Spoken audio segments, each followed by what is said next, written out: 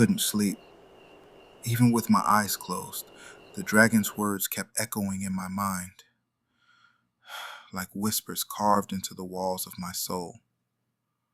Saturn, the Golden Age, the fall of Kemet, the rise of the European powers, Hellenization, the Dark Ages, the thousands of years of wars of Daidoki, well-crafted religion and institutions in opposition, in place to keep a black messiah from rising on the throne. Why did it all sound connected? Why did it all feel like something I was supposed to remember? Something ancient, something buried inside me. I laid there in the dark, staring at nothing, but seeing everything he taught me. The way he spoke of Saturn, not as a planet, not as a myth, but as a power that shaped ages, a power that ruled before time was time. But how could Saturn be linked to Satan? How could a golden age become a symbol of darkness? And what did any of this have to do with melanated being and what intelligence is ruling this nation on a global level? Every question burned deeper. Every memory tugged harder. And in the silence of my room, something strange happened. I looked into the mirror, and staring back at me wasn't the man I am now, but the boy I used to be. The boy who walked beside a dragon. The boy who not believed, but knew. And in that reflection, I felt it. I still have unfinished lessons, unanswered questions, and a path I haven't completed. I left the house. My mind pulled me somewhere without asking. A museum. A place full of ruins that don't remember what they really are. I walked past statues of warriors, saints, monks, faces carved pale, faces that did not match the lands they were taken from. And when I saw a Buddha painted white like polished stone, something inside me snapped. Because I remembered the truth Merkaba once told me. Why did everything fall? Why did the Pale Nation rule everything that used to be ours? Because there was a takeover, a rewriting, a restructuring of the entire Earth. The invaders from the north, the Pale bloodlines, they conquered more than land, they conquered memory. They repainted your gods, they reshaped your stories. They split your people into castes, colors, and categories. They whitewashed Buddha. They diluted Kemet. They rewrote the Indus Valley. They buried your ancient world under thousands of years of lies. By remembering, and by returning. One day, Houthi, you must reach Egypt, not to visit, but to awaken something buried inside those stones. Even Buddha's face was repainted. So the world we know isn't the world that was. No, child. You live inside the edited version. The Golden One lived inside the original. To understand Buddha, you can't start in a temple. You have to start with feet and dust, with a long walk out of inner Africa. Your scientists call it the out of Africa theory.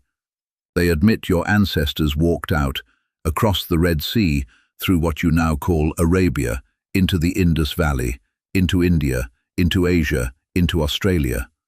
They try to complicate it now, cast doubt, twist the words.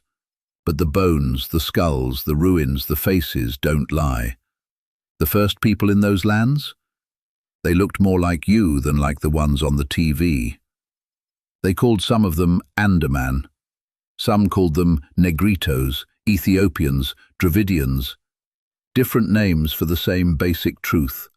Dark skin, old blood, old memory. So the people in India, in Cambodia, all come from the same place as us? Yes, a branch of the same tree. But watch what happens when invaders arrive. They came from the north, riding memory of ice and hunger. Later, people would call them many names: tribes, conquerors, civilizers, sometimes Aryans, sometimes just settlers. But their pattern was the same. Come in, smile first, trade a little, marry into the local elite, slowly rise into positions of power, then rewrite everything. They built a system. They called it caste. At the top, priests and rulers, those closest to the new gods. Below them, warriors, merchants, farmers. At the bottom, the ones who had been there first, the original dark ones. They gave them another name: untouchables. They took the word caste, once meaning pure, unmixed, and twisted it into a prison. But how can the pure ones be at the bottom? How can the people that landed was first be worth the least? Exactly, Hoodie. You are asking the right questions. The answer is simple and ugly. If I want to rule you, I must break your mirror. I must make you hate your own face. I must convince you that light skin is closer to heaven, that dark skin is closer to dirt. Once that poison is inside, you don't even need chains. People will police themselves. They will deny their own cousins. They will bleach their own skin. They will repaint their own gods. In one of those lands, a prince was born into the upper layers of that ladder, surrounded by comfort, by softness, by illusion. They called him many names, but you know him as Siddhartha, later Buddha, the awakened one. He saw sickness, he saw old age, he saw death. He saw the caste ladder crushing people, and he asked a question your world still fears. If all this is built on suffering, what is the way out? Let me give you something simple, Hoodie. It will echo through every religion, every philosophy, every therapy couch. Most suffering comes from wanting what you cannot have, or clinging to what cannot stay. When you desire something purely material, status, objects, positions on ladders, the approval of those above you, you hand your happiness to the outside world. Buddha watched people trapped in that game, wanting to be higher caste, wanting lighter skin, wanting more gold, more land, more titles, more reincarnations in a better form. He realized, as long as their hearts are owned by wanting, they will accept almost any injustice. So he said, stop wanting. Not exactly. He said, see clearly that everything is impermanent, that chasing illusions will spin you in circles, that clinging makes pain worse. He taught detachment, not indifference, to walk through the world but not be owned by it. The problem is, when stories travel through time, rulers take the parts they like and hide the parts that threaten them. Buddha challenged the ladder, but later rulers built new ladders in his name. They turned a living path into a system. They made enlightenment sound like a prize for the few instead of a process for anyone willing to look within. They made it easy to meditate on statues while ignoring the people at the bottom of the ladder. Is that why some Buddhists look darker and some lighter? Look at the pattern, child. In the oldest ruins, in the deepest caves, in forgotten museums, you see Buddhas with full lips, textured hair, broad noses, skin painted in rich tones, black, blue-black, deep brown. As time goes on, as power changes hands, the features soften, lighten, the nose narrows, the face becomes neutral. That's not an accident, that's branding. You cannot separate India from Ethiopia. You cannot separate Kemet from Punt and the lands they sailed to. Your ancient scribes wrote of journeys across a great sea to a land of spices and strange trees. Some scholars today call it Somalia. Others see clearly the plants and animals point to India's western coast. There was traffic between these worlds. Ideas flowed both ways, concepts of rebirth, karma, cycles. Symbols of serpents, ladders, wheels, chakras, kundalini, obelisks and lingams, ankhs and yonis, black suns below and above. Kemet wasn't born from India, and India wasn't born from Kemet. They were sibling civilizations drinking from the same older well. That older well is what your conquerors are most afraid of you remembering. Why? Because if you trace all these streams back to the source, you find something very dangerous. You find out your people were not always at the bottom, and once you know that, their spell cracks. Look, this is the linga and the yoni, the union of masculine and feminine, the phallus and the womb, creation and return. For some it is just fertility. For others it is cosmic. The pillar is the spine, the base is the womb of matter, the water is energy descending and rising. Some believe there is a black sun at the center of the earth, transforming energy, burning off karma, purifying what you pour into it, sending back refined power. Now look again. In Kemet, they called that pillar Osiris. The obelisk was his phallus, his axis, his spine, always near water, always rising from the earth toward the sky. Same symbol, different accent. And when you see serpents coiled around staffs, whether in Kemet or on a medical emblem today, you are seeing an echo of the same idea. There is a power in your spine that, if awakened and controlled, can heal your body and your mind. Some called it Kundalini, some called it the Jed, some just pictured it as a serpent rising.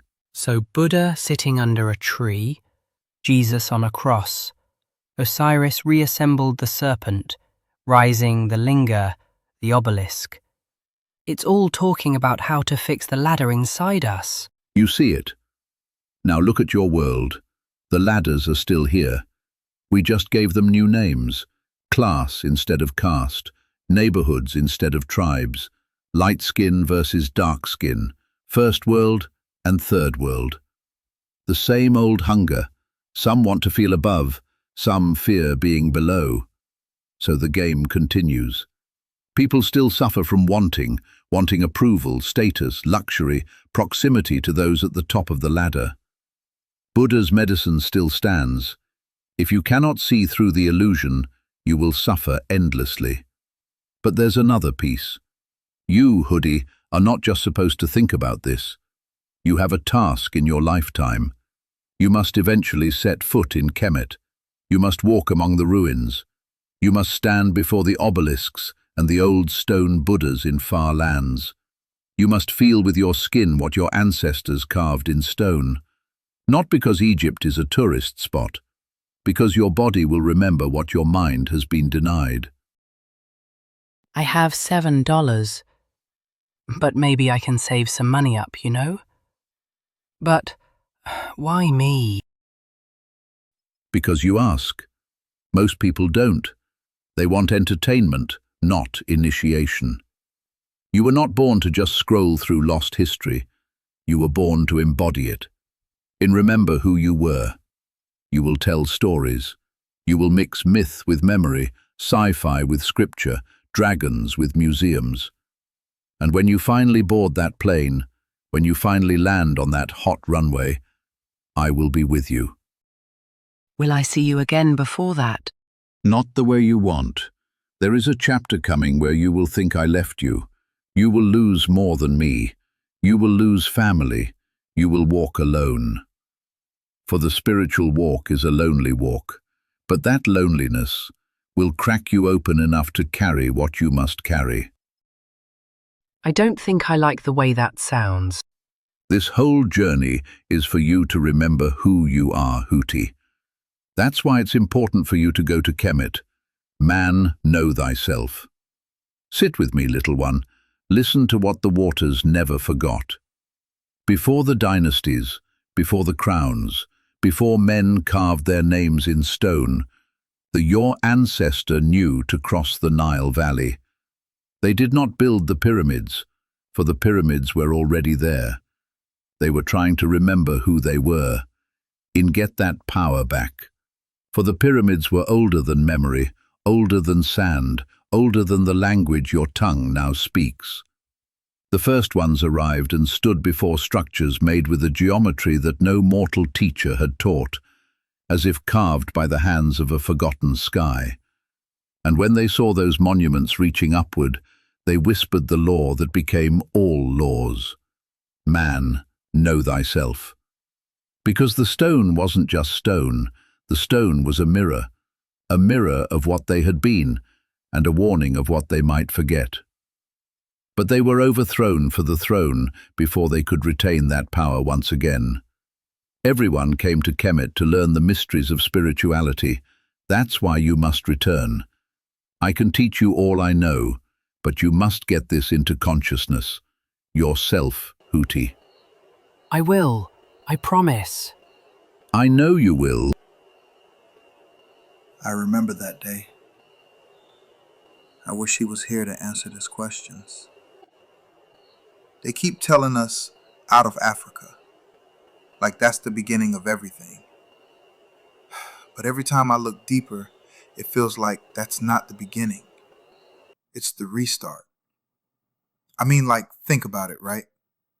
The pyramids were already there. That's the first thing. Why do history make it seem like history starts when people arrived in Kemet? Who were they arriving to? Because from everything the Merkaba taught, the earliest Egyptians weren't saying, we built this from scratch. They were saying, we inherited this. They were remembering. They were restoring. They were measuring, aligning, studying. So why would a civilization that supposedly just arrived already know advanced astronomy, sacred geometry, earth grid alignments, stellar correspondences, precise measurements that still hold up today? That doesn't feel like discovery. That feels like continuation. So what happened before Kemet? All occult and esoteric circles and every civilization speak of dragon worship. In Deuteronomy, God claims black people were cursed. In Genesis, God cursed the serpent. Seem as if we have a lot in common. And is this God or man? It's like history just shrugs and says, we don't know. But that answer doesn't sit right. Because humans don't suddenly wake up one day knowing how to align stones with stars. That kind of knowledge has memory behind it. So something had to happen before Kemet. And every time I go back to that Saturn-Sirius material, every time I look at the myths, the symbols, the timelines, it feels like we're dealing with a reset. Not a beginning, a reset. Why did they know to go north? That's another thing I can't ignore. Why north? Why was there this instinct, this pull to move up toward the Nile? No GPS, no maps, no satellites, yet somehow there was a target. Almost like one group of people knew that's where the keys are. So who told them? Or more importantly, what were they trying to remember? Man, know thyself. They had to be the civilization prior to them. Otherwise, what are the ancestors trying to remember? And if they are the civilization prior to them, that makes us the civilization of the Egyptians that crossed the Nile River. Western society distraction would definitely cause a man to forget oneself. Why do the hidden power hide this information away from us? What you so afraid of? Kemet wasn't just another kingdom. Everybody went there. For medicine, for astronomy, for initiation, for law, for philosophy, for spirituality. Greece went there. Rome went there. The Levant went there. So how does a civilization become a global university unless they're holding knowledge that predates everyone else? That's not coincidence. That's inheritance. So where did the Egyptians get it? This is the question that changes everything. Because if the Egyptians were the first, then where did their information come from? They didn't have computers. They didn't have telescopes like we do. They didn't have the internet. Yet they understood precession of the equinoxes, stellar cycles, consciousness mapping, the relationship between the spine and the cosmos, the energetic body. That's not primitive knowledge. That's post-catastrophe knowledge. The kind of knowledge survivors pass down. What if Kemet was a recovery site? I keep circling back to this. What if Kemet wasn't the start, but the rebuild? What if something major happened? A collapse, a flood, a celestial event, a Saturn-related disruption, and humanity scattered, fragmented, lost coherence. And then a group, or groups, came back together at a node point, the Nile, a place where earth, sky, and geometry lock in. And they said, "We remember enough to try again." That would explain why the symbolism is so advanced, yet so obsessed with resurrection, balance, judgment, and return. They weren't celebrating beginnings. They were trying not to forget. So who were we before that? Because once you accept that the pyramids were already there, you have to ask who built them. And I'm not even saying aliens in the lazy sci-fi sense. I'm saying, what if we descend from a civilization that had already mastered aspects of reality we're still stumbling toward? Call them giants, call them Saturnian, call them whatever you want. But the Egyptians clearly believed they came after something greater. Why else would they spend thousands of years trying to re-access that power? You don't chase something unless you believe it once existed, and then it gets taken. I see why the Merkabah want me to take that journey to Kemet.